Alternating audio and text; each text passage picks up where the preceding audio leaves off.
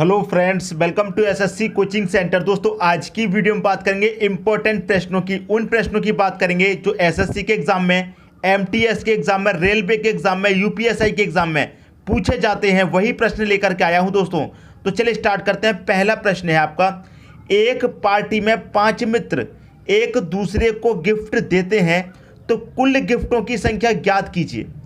5 मित्रों ने क्या किया दोस्तों, एक दूसरे को गिफ्ट दिया, तो कुल कितने गिफ्ट दिए गए ये आपको बताना है। 25, 20, 24 या 18। देखिए दोस्तों, इसके लिए एक फॉर्मूला होता है। क्या होता है मैं बता दूं, n into n minus one. Clear, n into n minus one. ये दोस्तों आपका एक फॉर्मूला होता है। और इसी में दोस्तों आपने एक क्वेश्चन देखा होगा, हाथ मिलाने वाला पूछा जाता है। क्या पूछा जाता है? हाथ मिलाने वाला। उसका फॉर्मूला होता है n into n minus one divided by 2। अब ये कैसे होता है दोस्तों, यहां पर फॉर्मूला सेम है, लेकिन यहां पर डिवाइड बाई 2 का मतलब क्या है, आधा कर देंगे। वो क्यों कर देंगे उसे आप समझिए। पहले तो मैं इसे सॉल्व करता हूं। n आपका कितना है दोस्तों, 5। क्लियर है, 5। अब n में से मतलब 5 में से घटा देंगे, कितना आएगा, 4। और क्या है, इंटू का मतलब मल्टीप्लाई। 5 का 4 से मल्टीप्लाई कर दो, कितना हो जाएगा, 20 हो जाएगा। कितना हो जाएगा दोस्तों, 20 हो जाएगा। तो आपके प्रश्न का आंसर क्या हुआ, 20 हो गया। गिफ्टों की संख्या कितनी है, 20 है। अगर यहां पर गिफ्ट की जगह यह क्वेश्चन कह देता कि एक पार्टी में 5 मित्र एक दूसरे से हाथ मिलाते हैं तो कुल कितनी बार हाथ मिलाए गए, ऐसे प्रश्न पूछा जाता है। उसके लिए फॉर्मूला रहेगा, मित्र कितने हैं दोस्तों, 5।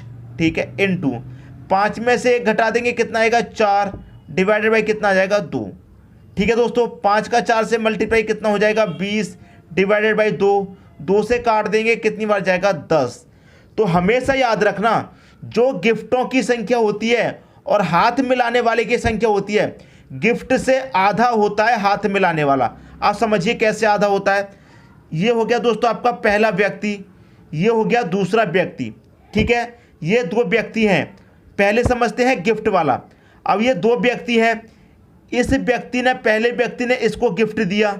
ठीक है, एक गिफ्ट इसको दे दिया। पहले व्यक्ति ने दूसरे व्यक्ति को गिफ्ट दे दिया, और जो दूसरा व्यक्ति है वो भी पहले व्यक्ति को गिफ्ट देगा। ये इसने भी एक गिफ्ट इसको दे दिया।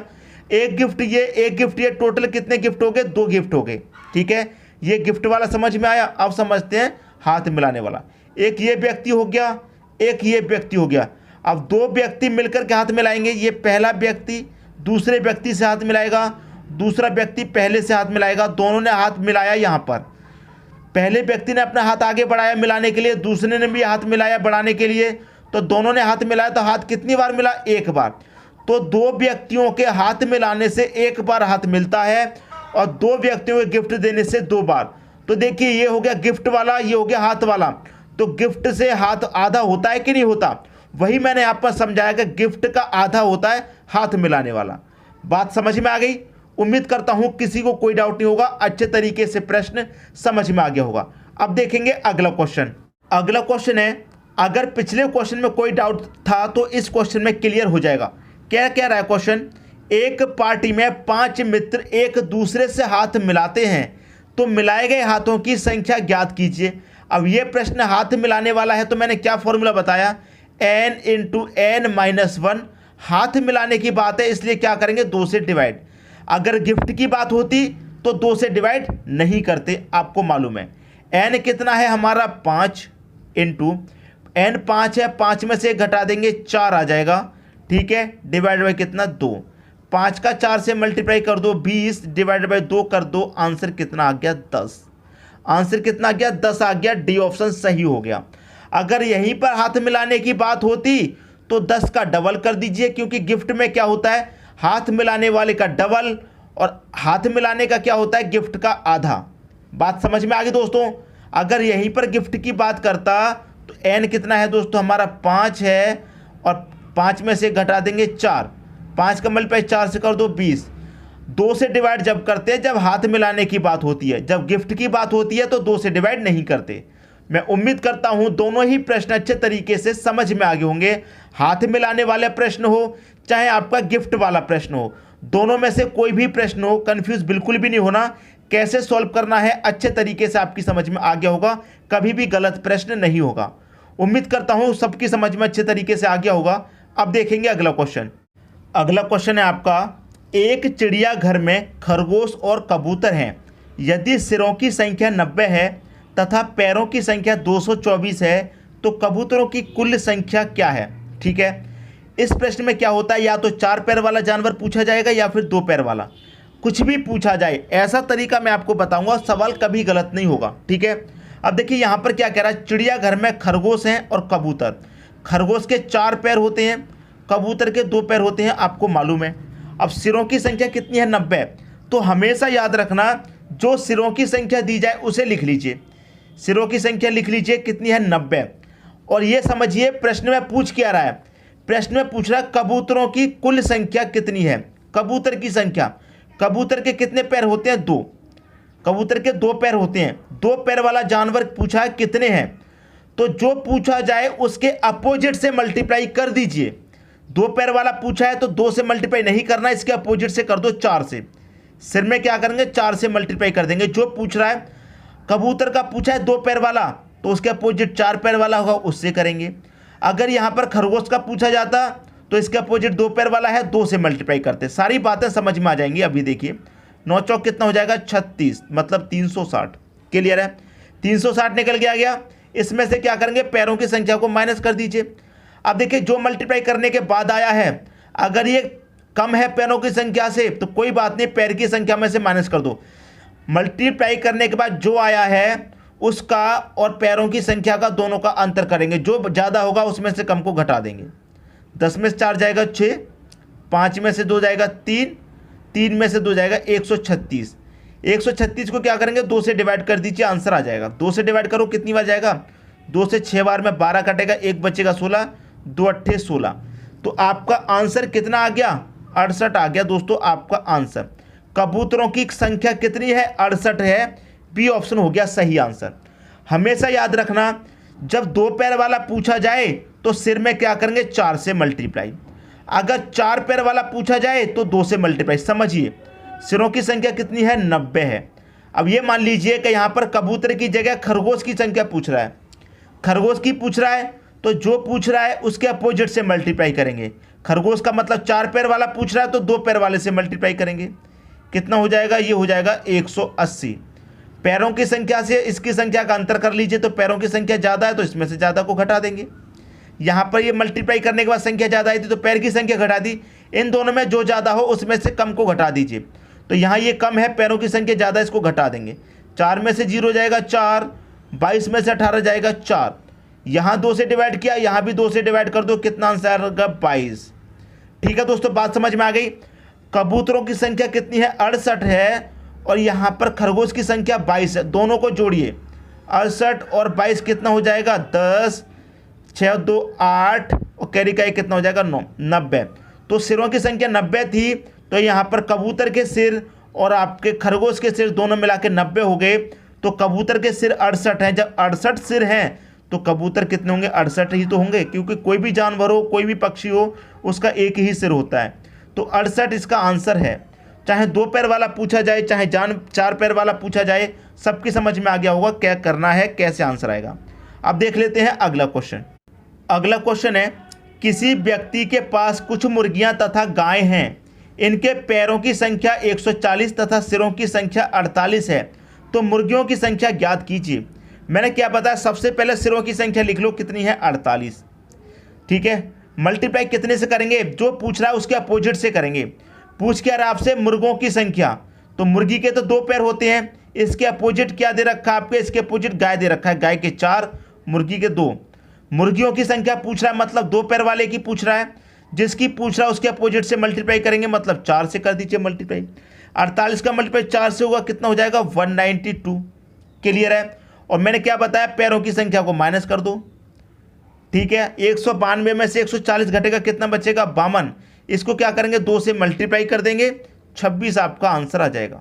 कितना आंसर आ गया, मुर्गियों की संख्या कितनी है, 26। बी ऑप्शन सही हो गया।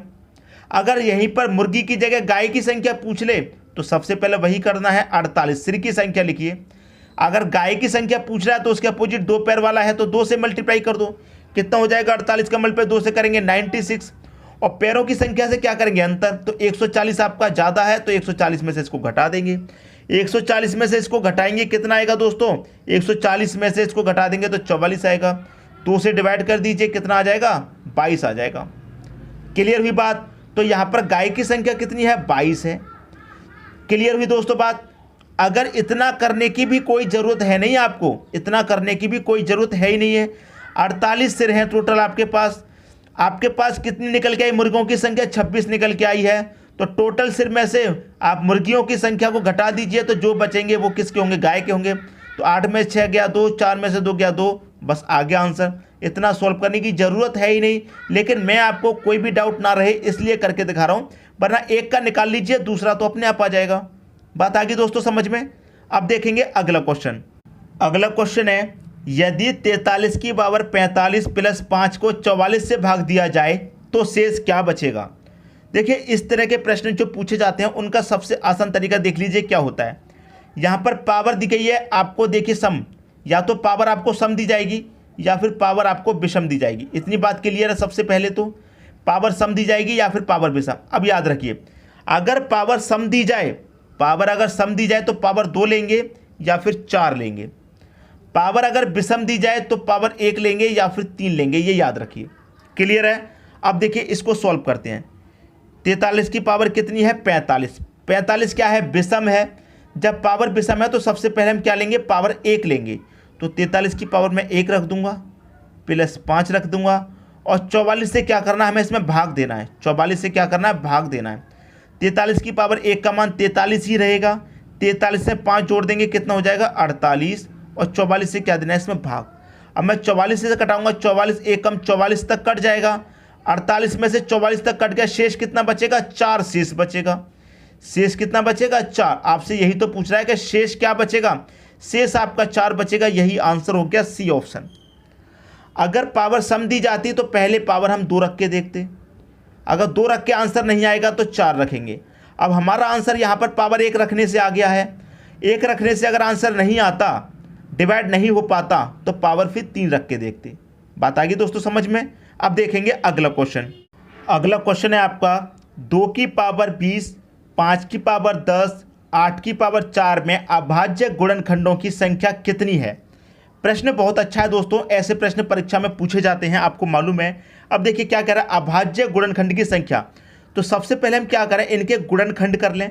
तो मैं 2 के गुणनखंड करूंगा तो 2 के गुणनखंड क्या हो जाएंगे दोस्तों, आपको मालूम है। 2 के गुणनखंड करूंगा तो मैं क्या हो जाएगा, 2 गुने 1 हो जाएगा। 5 के गुणनखंड करूंगा क्या हो जाएगा, 5 गुने 1 हो जाएगा। 8 के गुणनखंड क्या करूंगा, 8 के गुणनखंड करूंगा 2 गुने 2 गुने 2 हो जाएगा। 2 दूने का 4, 4 दूने का 8। ये गुणनखंड हो जाएंगे, आपको मालूम है। इतनी बात क्लियर है। अब समझिए प्रश्न में क्या कह रहा है। देखिए प्रश्न क्या कह रहा है, यहाँ पर प्रश्न कह रहा है अभाज्य गुणनखंड की संख्या कितनी है। जो गुणनखंड है अभाज्य, उनकी संख्या पूछ रहा है कितनी है। अब समझिए प्रश्न को क्या कह रहा है। यहाँ पर इसके गुणनखंड कितने निकल के आए, एक ही गुणनखंड निकल के आया। इसके कितने गुणनखंड निकल गए, इसका भी एक ही गुणनखंड है। और इसके गुणनखंड कितने निकल के आए, इसके गुणनखंड दोस्तों 3 हैं।